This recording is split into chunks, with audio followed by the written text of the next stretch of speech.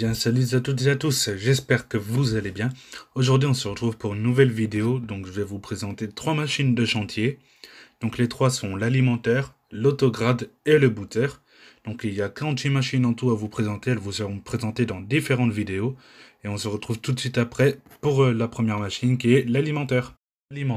L'alimentaire est utilisé conjointement avec un finisseur.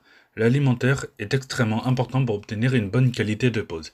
Après avoir pris en charge l'enrobé déversé par les camions, l'alimentaire le transfère en continu et sans contact au finisseur.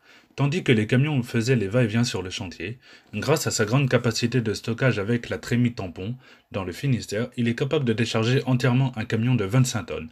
L'alimentaire avait toujours suffisamment d'enrobé pour assurer un flux de matériaux sans interruption vers le finisseur et empêcher ainsi efficacement les arrêts de pause et par conséquent les bosses de démarrage qui en résultent. L'autograde. L'autograde est un engin utilisé pour la mise en œuvre de gravats, traités ou de béton hydraulique.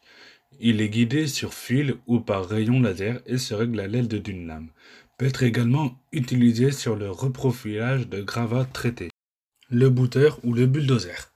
Le bulldozer est un tracteur à chenilles muni d'une lame frontale. L'outil de terrassement est une lame profilée portée par deux bras articulés qu'un mécanisme hydraulique permet de rabaisser ou de relever. Si la lame est en position basse, l'engin fait un terrassement par raclage avec une profondeur de coupe de 20 à 30 cm. En mettant la lame en position intermédiaire, on peut régler des tas de déblais en couches d'épaisseur de 20 à 30 cm également. La position haute est une position de transport. Dans certains engins, la lame est inclinable par pivotement autour d'articulations horizontales. Le mouvement est commenté par des bras poussoirs hydrauliques. La puissance de l'engin est caractérisée par celle du tracteur et varie de 25 à plus de 1000 chevaux pour un poids de 5 à 100 tonnes.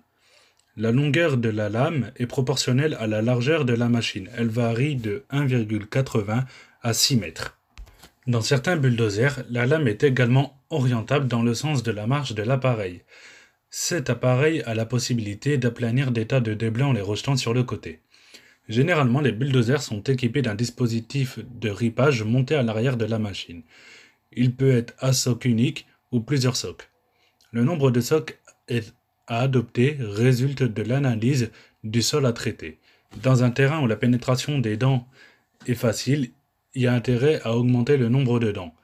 Pour les terrains plus durs et compacts, il est généralement indiqué d'utiliser un seul soc avec le choix d'une machine puissante. Je vous ai parlé d'un booter qui pouvait aller de 25 à plus de 1000 chevaux. C'est le cas du bulldozer Komatsu D575A qui lui fait 1150 chevaux, pour un poids opérationnel de 114 tonnes. Sa longueur avec lame est de 11,72 m. La largeur entre les chenilles est de 3,20 m. La hauteur jusqu'au sommet de la cabine est de 4,80 m. Sa hauteur libre est de 7,5 cm. Voilà une image explicative des éléments qu'il y a sur le booter.